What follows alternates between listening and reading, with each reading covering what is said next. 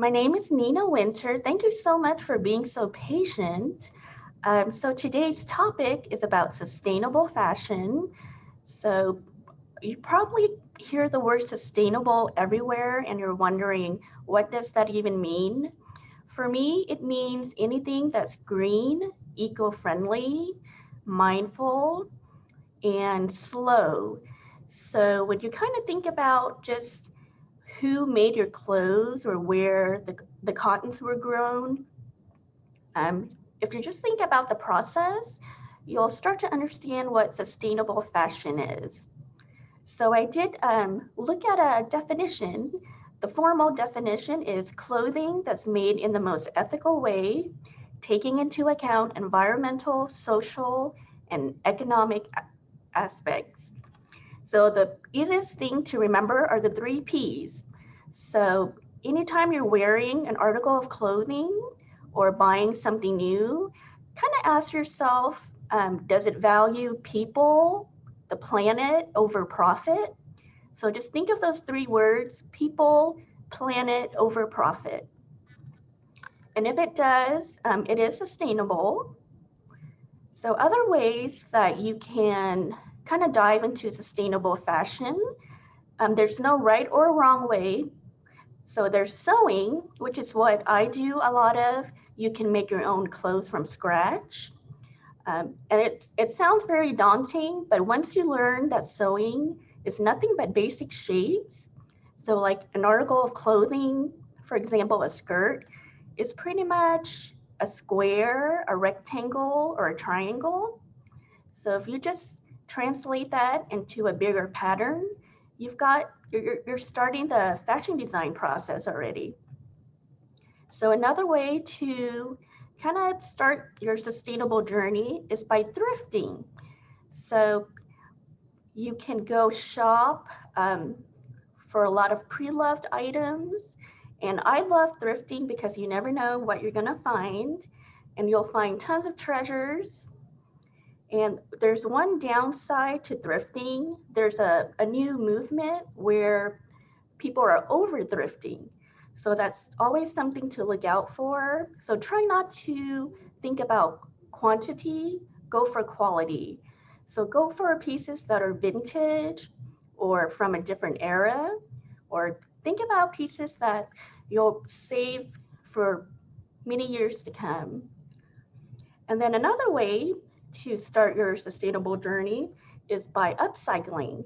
So that's some of the examples that I had for today, but I can totally just kind of like talk you through it as well. Okay, so just as a review, several different ways to dive into sustainable fashion is to sew your own clothing. It's a lot easier than it looks. You can thrift, but try not to over thrift. There is a little movement where people like us are taking resources from people who actually need the clothing. For example, if there's larger sizes, there's a lot of fashion designers or people who sew buying all of the larger sizes just to cut it up and use it as fabric. So that's one thing to look out for when you're thrifting. So just maybe purchase items that speak to you and your personal style. So my favorite way to kind of revamp my clothes is through upcycling. So if you see behind me, this is a really cute blouse that you can wear pretty much anywhere with jeans or even to work. So I'll show you different ways to restyle your clothing where you don't even need to use a sewing machine or a scissor. And I'll just turn this around really quick. So this is just a button-up top that you wear backwards. So I wear a lot of my clothes backwards just to like spice it up a little bit. So this is how the blouse originally looked. It's just a button-down collared blouse. But you can see when you turn it backwards, it just had a different neckline. You can also put a really cute belt right here to change it up. So that's some of the things you can do without having to cut or sew. So as far as sustainable fashion, there's two main categories. So there's fast fashion and slow fashion. So fast fashion is everything you see in the malls. It's clothing that's produced super quick, and the quality isn't that great. And I know, like, don't feel guilty if you do shop there. I did too before I kind of did my research and learned a little bit more. But so fast fashion, kind of like fast foods, it's just kind of like in and out. What's the next trend? And a really potential big problem with that are the landfills and material mountains. So if you ever get a chance, just Google the word material mountain, and that's a good starting point to like start kind of upcycling your clothing.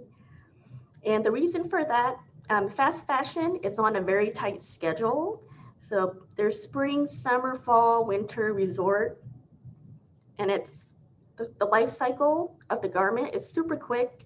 And then if no one buys it, it just ends up in the landfill or shipped to another country. So kind of think about that. So if you do have fast fashion pieces in your wardrobe, I'll show you different methods today to just kind of like cut it up or revamp it before going out to the mall or any big corporate brands to get another piece. So if that's kind of your thing, that's still okay. Just try to do something with it first before you donate it. So that's the whole kind of goal today. Before you donate or buy, um, do something with your clothing or even give it away or do a clothing swap. So on the opposite end is slow fashion, which is what I'm really passionate about. So it's pretty much kind of like slow foods. So slow fashion originated from the slow food movement. People started asking like who grew the foods, who were the farmers, and then it kind of translated into fashion. So you can start asking yourself, who made my garment overseas? And if they were paid a living wage, were they treated fairly? And unfortunately, the answer is mostly no, because they're so far away, they're not really a priority for us. But once you start kind of diving into slow fashion, you'll start to change your mindset a little bit. Um, so slow fashion is also thrifting, mending, fixing your clothes or other people's clothes. And a good resource that I really like is Fashion Revolution. So it's a global movement that answers all those questions. And then you can join in and host your own kind of like local meetings on that. Oh, so a potential problem with this whole slow fashion and sustainable word. If you've ever heard the word greenwashing, it's when people use those words, but they don't really live by the standards. So you'll see that a lot with kind of like bigger companies that are trying to brand themselves as green or eco-friendly, but they're really not. So that's what that means, greenwashing. And you can totally do your research online. I think I'll list some resources, maybe on the YouTube channel of where you can go to find out which company really does upcycle and think about fast or slow fashion. So you're probably really overwhelmed when you hear the word sustainable fashion. So I know a lot of people will start kind of going green, but then you kind of give up because it's overwhelming, and you're kind of like, I just can't do it all. So one fun fact to know is that it's very challenging to be 100% sustainable, and it's really rare for people to live totally green unless you're off the grid and you're not using technology or like bathing, using water, driving a car. So unless you're just living off the grid, just know you're doing the right thing just by doing kind of like little things every day to go green. So I know you feel kind of guilty sometimes that you're not doing enough, but just know every little thing makes a bigger impact. So, oh, and another thing about sustainable fashion, once you start kind of going down that route, you really have to change a lot of habits. So it's not just clothing. You'll have to start thinking about the foods that you eat. For example, eating less red meat saves the environment and animal agriculture. And then water, washing clothing. So it's always good to use cold water because warm water tends to rub off plastics and dyes into our waterways, and it really harms the ecosystem. So when you can hand wash if you have time, but if not, just use cold water and then let everything air dry so you're not using up a lot of energy. So even if everyone started doing that today, that'll be a major impact later on. And other things that you can start thinking about is maybe biking more or walking instead of hopping in the car. Your water usage, maybe instead of taking 15-minute showers, cut it down to 5. And the major thing right now, I would say that you can do is reduce your plastics. So that's really difficult because everything's kind of wrapped up in plastic these days. So something I like to do, instead of using like the plastic wraps or freezer wraps for my lunch, I'll just use like a recyclable one that you can rewash. So that's one little thing you can do, and slowly it'll add up. Okay, so we have some questions. I'll go ahead and answer. What about fabrics that are worn down? How can we reuse them without using harmful products? So fabrics that are worn down, you'd be surprised. It may be or look worn down to you, but for a lot of slow fashion people, we like the worn down look. So we don't like anything looking too new. For us, an article of clothing, the older it is, it tells a story. So it goes way back and you start thinking about who wore that. And I don't know, it's just kind of cool to see it passed down. So just know any old fabrics that you have, you can totally transform it into like a vintage look.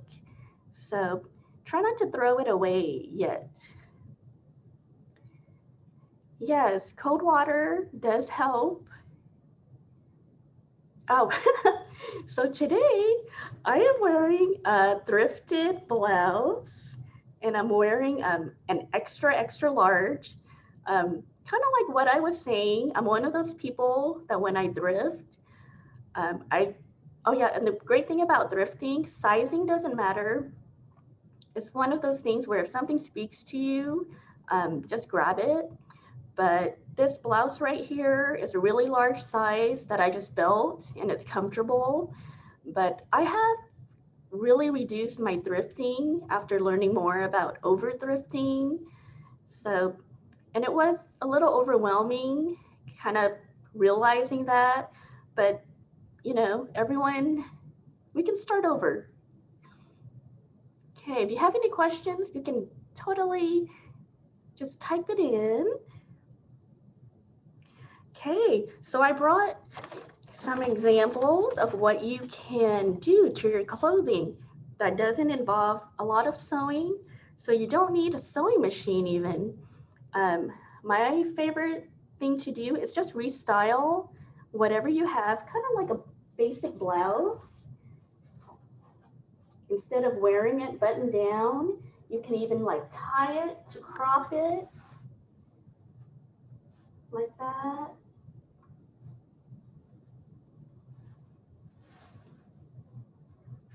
And it totally changes the look of it. And then another thing that I love to do with just like a basic blouse for work is, so this is what it looks like. So I'll put like a double-sided tape right at the collar sometimes and just tape it down and just button it down and then just pull everything up to here. And then you'll tie it and it turns into kind of like a turtleneck blouse that's a little bit more stylish. And so this is for a casual look if you leave the tie like this, but if you want to hide it, you can just tuck it under.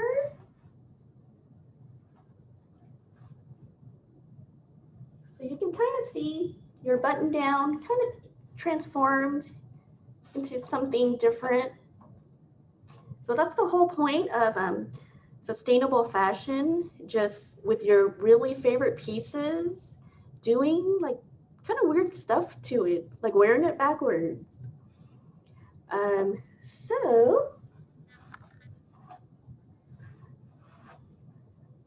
So that's one way to restyle your clothing. Another favorite thing that I like to do are t-shirts. So yes, we all have tons of t-shirts and some of them just don't fit correctly or they're super long. So this one is really tight and long on me. And I think it's like from a men's part. I think it's like a men's small. But I'll show you to crop your t-shirts instead of laying it on the table and just cutting it straight across. So for sewing, everything has to be symmetrical. So whatever you do to the right side, the left has to be exactly the same. And that kind of starts helping you with patterns and making your own patterns. But before I cut, I always grab the side seam or where the fabric joins on both sides.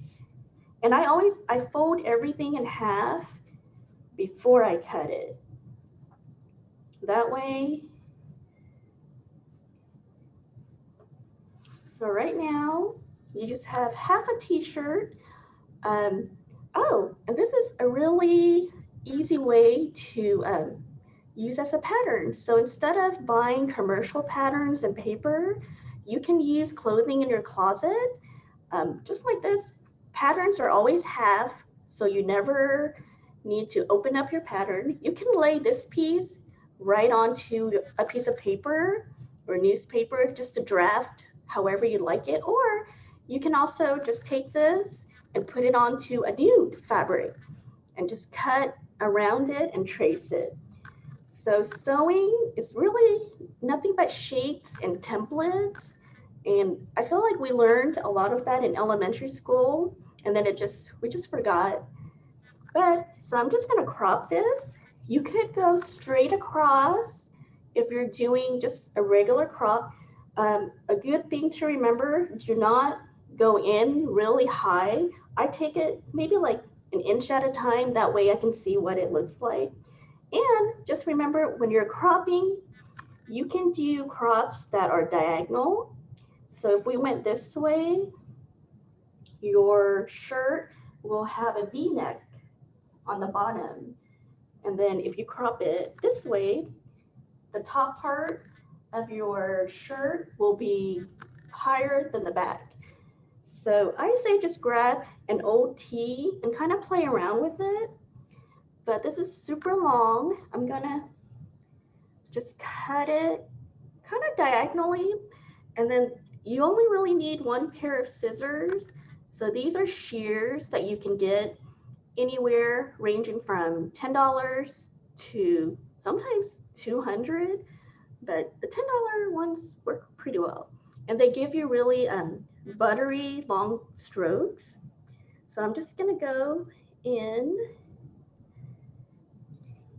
Oh, and I get so many students that are afraid of cutting because it makes sense. You haven't really probably used a scissor in a long time, just think of the whole process as like a really relaxing segment for yourself.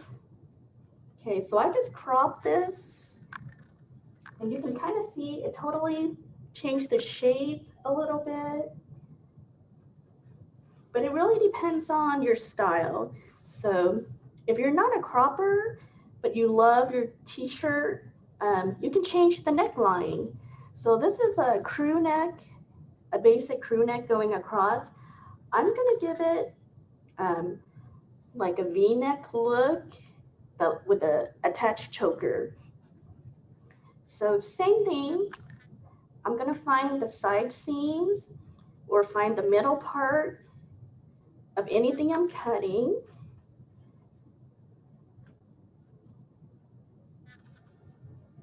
Okay, so this is the central part right here of the neck. So I'm just gonna snip it right there. So I did a little cut going right across. So now, kind of like whatever you're aiming for, I'm just gonna go all the way across here and go down for a V-neck. But you can do strips, just cut it, and it'll look like t-shirt necklaces when you stretch out your fabric. So I'll go ahead and just cut this across just a little bit at a time, and then go down into a V. And again, I'm folding my fabric in half, so whatever happens on the right happens on the left.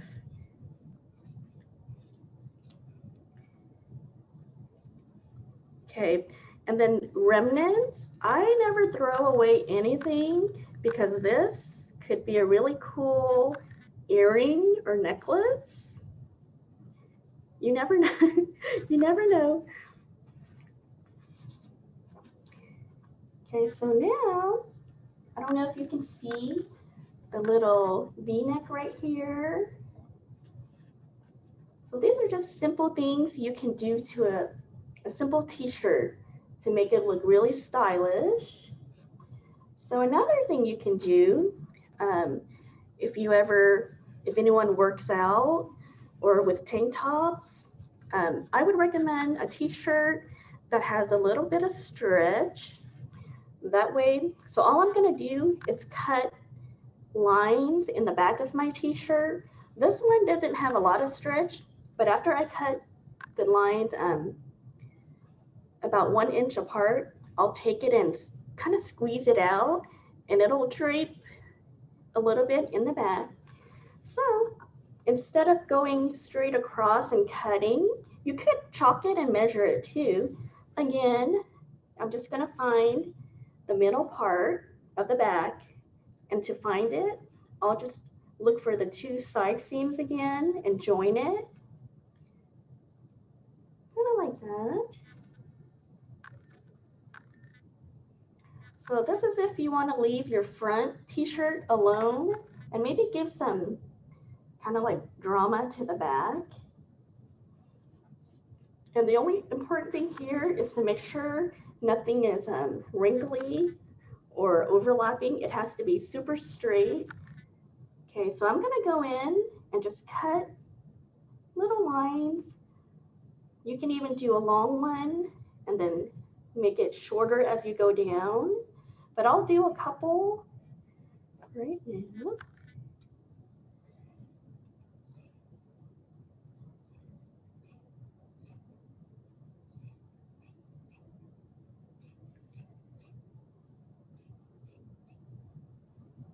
So kind of see the back a little bit. And I would recommend, if you're really into cutting your tees, to not overdo it. So if just focus on a certain part, a front or back, and kind of go crazy with it, and then leave everything else alone, because you don't want to do too much. So you can leave this back piece alone or wear it backwards, or you can start stretching it like that. I don't know if you can see. So I'm just stretching it, and every t-shirt is cotton or a cotton mix. but you can kind of see how it drapes a little bit better. It looks like necklaces. So you can do this. It's really kind of good for like hot days like this with a tank top. So yeah, those are just fun things you can do. And if these strips aren't your thing, just cut off. You can cut off the sleeves right here. Cut off the sleeves. Yeah, so there's probably 101 ways to cut up a shirt. But it's good practice because you get to work with your scissor and you're not worried about messing up. And there's one thing in sewing, you can fix any mistake.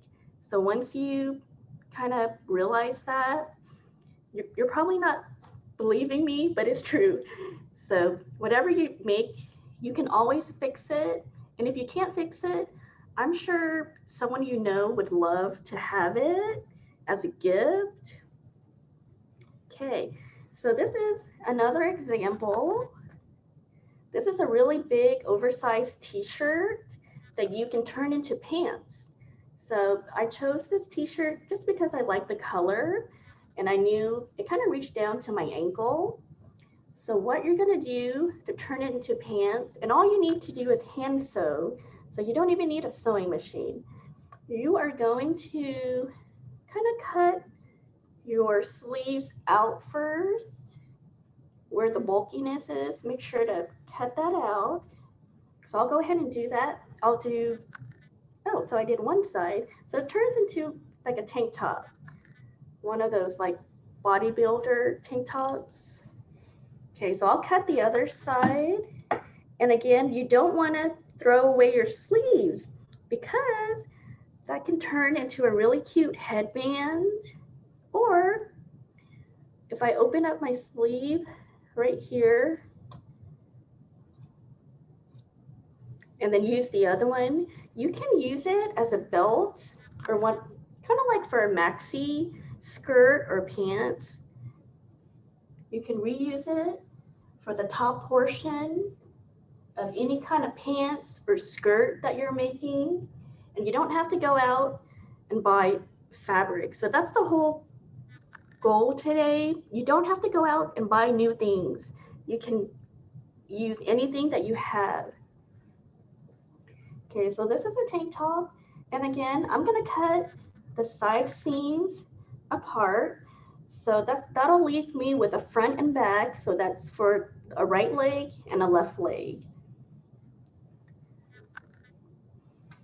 And I'll do that really quick. So anytime you hear the word seam, it's just when two fabrics join together. And then once you start sewing, you'll find out there are many types of seams. And I say don't worry about them until you get to your project. So it's really overwhelming to try to know everything. I say just take it one project at a time. And it makes it more fun when you're not putting too much pressure on yourself. So all I'm doing is looking at a t-shirt and kind of reusing it as fabric and trying to not think of it as a t-shirt. Okay, so I have two pieces now. All you're gonna do right now with a V-neck or crew neck, it doesn't matter. You can cut straight across. So cut that kind of messy neck part straight across. And then once you do that, so in sewing, you'll always sew inside out. So right sides always touch. You always sew on the inside, and then when you're done, you'll flip it. So I don't know if you can kind of see, but this is one of your legs already. And then this is the waist or the belt part that you can kind of cut out or even fold it down and hem it. And then for pants are really fun. They look difficult, but because they're so big, one thing you'll learn, the bigger your sewing project, the easier it is. So the tiny ones, like the tiny teddy bears and furniture, yeah, I wouldn't even attempt that. So we have some questions. Oh yeah, so you don't even, when you're cutting out sleeves, you don't even have to use it on your sewing project. Kind of add it on to other things you have in your closet just to give it a different look. Extra fabric from the shirt. So there won't be a lot of extra fabric when you're making pants. And they're not going to be maybe like going out pants. They'll be like loungy, maybe yoga pants.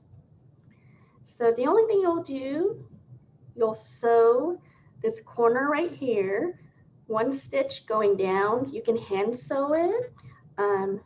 There's a thing called fabric glue that you can get and just kind of dot it, especially for cotton. It would work really well for easy projects like this.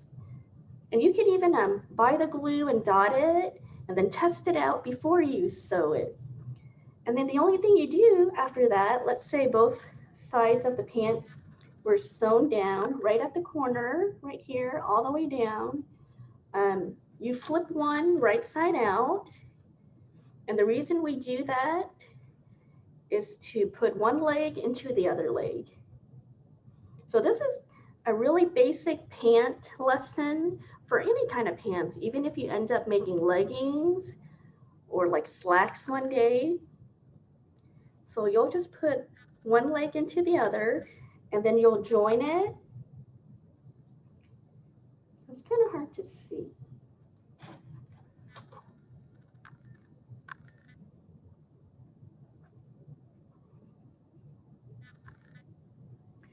So one tip, so this is kind of like the corner part. So just think of your clothing and the pattern pieces and fabric pieces that you cut. Now they turn into puzzles. So your job is just to match up the puzzles accurately and then just sew it together. So that's why cutting is very important and measuring and kind of like making your pattern. The sewing part, once you sit down on the sewing machine, that's kind of like just glue and it goes super quick. But whatever mistakes that you make in those other parts of the process, it'll show up at the sewing machine. So that's when a lot of people just give up on sewing and it'll go back in the basement. So let's say, so I kind of lined up my pants. And then now for pants, you have to sew kind of like the U part now, right here to attach it. So once you sew that, you can just try it on, make it tighter on the sides, or even add that waistband. So this is probably the more complicated upcycling project, but just know pants, once you do one, you can make any type of pants. Okay, so my last thing that I want to upcycle today is this jacket. So it's really cute, but it's kind of big, and I really love this end part right here. So kind of like hemming your pants. If you're kind of tiny like me, I have to fix all my pants, but I want to save this bottom pretty hem. I'm just going to cut it off and think of it as like a trim. So don't be afraid to cut even a jacket.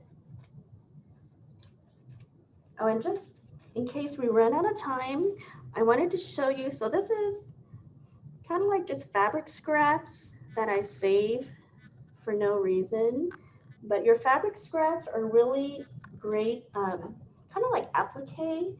So if you have a denim jacket or any kind of jacket, you can always hand sew or even fabric spray. You can do fun stuff like this and dress up the shoulders and just stitch it here. So if there's a fabric that you love, I would always save it, because it gives a lot of dimension to your clothing. So all I'm doing, I'm just cutting off the trim so I can save it. And you'll do that if you have a pair of jeans where you like the natural ending to it.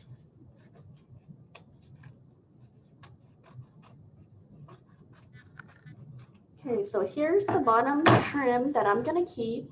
So now with the whole concept of right sides touching still, I'm just gonna put this wherever I want it, how short I'll want the jacket, maybe like here, and I'll just sew it across at the bottom the whole way, and then it'll flip down and kind of give me the illusion of like a new jacket, and then I'll just chop off this extra length down here. Or if you didn't like your trim or it didn't matter, you can just hem it. So anytime you hear the word hem, it's just folding fabric under to make it neat and clean. You can just hem it like that, give it a stitch across.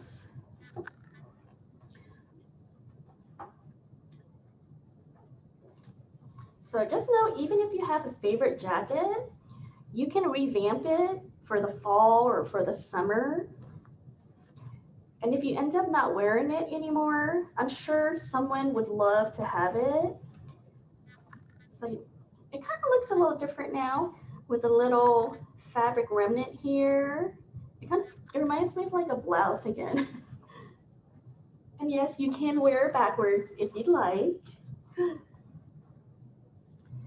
So the only goal today is to not be afraid to dive right in, because you can fix anything. So even if your project turns out super tiny, there's a tiny person out there that would love it. Okay. So you're probably wondering, what can you do today just to be more sustainable? So don't donate quite yet. Try to redo your closet or wardrobe before you donate or thrift. Try to cut it up, or just buy stuff that's great quality so you don't have to keep tossing it. Washing your clothes in cold water so that the fibers, microfibers and dyes don't bleed into the water system.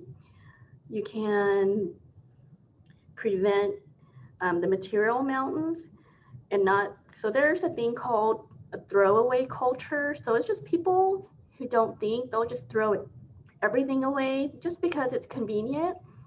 So try not to be a part of the throwaway culture. Yes. Does anyone have any questions? I know that was a lot, but just know when you're in your own home and doing all this, you'll have plenty of time to cut. But basic sewing, just remember, you always sew inside out, right sides touching, because when everything flips, it'll look really cool. And then another thing with clothing is nothing but shapes. So we have a question, what about small clothes? How can we reuse them? So if you like pets or dogs, I've had sweaters. I'll buy like children's sweaters and kind of cut it up and make holes in them for my dogs during the winter. You can make a blanket. So what I really love about clothing, you can tell a story with it. You can quilt pieces together, cut small pieces, especially if you have children. I'm sure you would love to have like a blanket of them and like their smells, even when they're a grown-up. So tiny clothing, just think of it as fabric. You can quilt. Oh, where are you located? So we are inside the Orpheum Theater on the second floor. It's by appointment, but I'm usually there. So if you send an email, you can always come in just to ask questions. How did you learn about sustainable clothing? So I went to fashion school in San Francisco. So if you've ever been to San Francisco, everything is super sustainable there. Yes. So it was, yeah. So I've never been interested in the traditional kind of fashion and all that stuff. I'm more into using clothing and sewing and fashion as a tool. Yeah, just a tool to kind of slow down and relax. And you'll end up with something really cool at the end.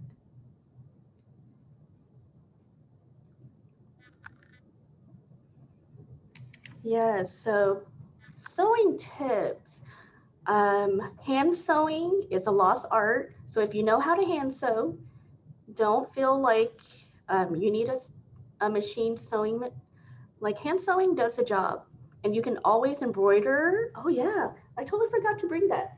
You can buy embroidery thread and just put really nice colors into jackets, and you don't even need to have a design because like abstract, anything abstract will look really cool. Any other questions? I just wanted to chime in briefly on the reusing things that are too small. One of my fond memories as a kiddo, now I did have some sewing experience, so that helps when you're making garments larger. But one of the things I did with a beloved t-shirt was actually kind of cut away most of the seams, and then I added panels on either side to make it bigger. And then I added ruffles at the bottom so that it wasn't too short. So if you are Yes, willing to do more work, you can definitely still make your small clothes fit you once more. yes. There's a lot of sewing techniques that may be a little more advanced, but once you master them, like smocking or that kind of thing, that kind of give you some gathering and ease. Oh, yeah, Sarah, I'm glad you brought that up because there's sometimes stuff I don't want to throw, but I don't fit it. So, a little secret in the alterations world, you can open up your seam on the sides and put in, like Sarah said, a square panel of fabric that closely matches it, or it could be a triangle. And then you'll see more room, or if you've gained a little bit of weight, kind of like me every day, um, yeah, you can just take it in, put it out. Yeah, but that's a little alterations. Once you learn how to sew and just start cutting, you can fix pretty much anything. But putting in panels in the underarm, that's a great way to enlarge small clothing.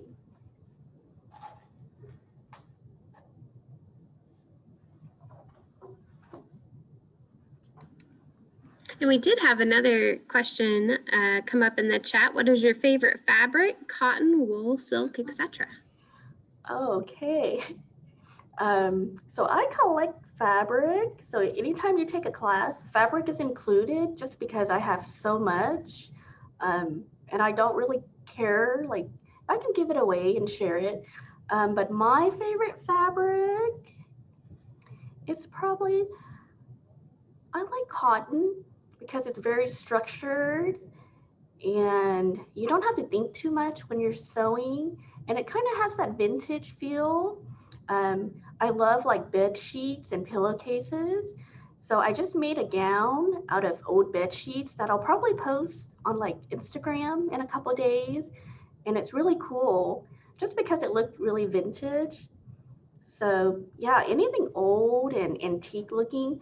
Ooh, that also goes into natural dyes, so try not to go buy like the store dyes. You can use berries, tea bags to give it that antique white. Yeah, that's something I would love to dive into more, dyeing fabrics. And it has to be cotton. It'll stick better, but, and also using kind of like the ends of your food, like celery. That's also a really good stamp if you ever want to do some projects with children, you'll just put some kind of color on it and stamp your white cotton, and you'll have a really beautiful like floral fabric. So just use what you have in the fridge too.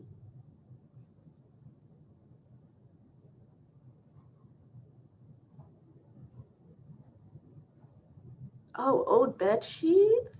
Wow. Oh my gosh. So one thing that's really good with your old bed sheets, instead of tossing it, if you've ever heard of, kind of like the muslin samples. So if you're gonna sew a wedding gown for someone, a custom fit, you want that practice run first.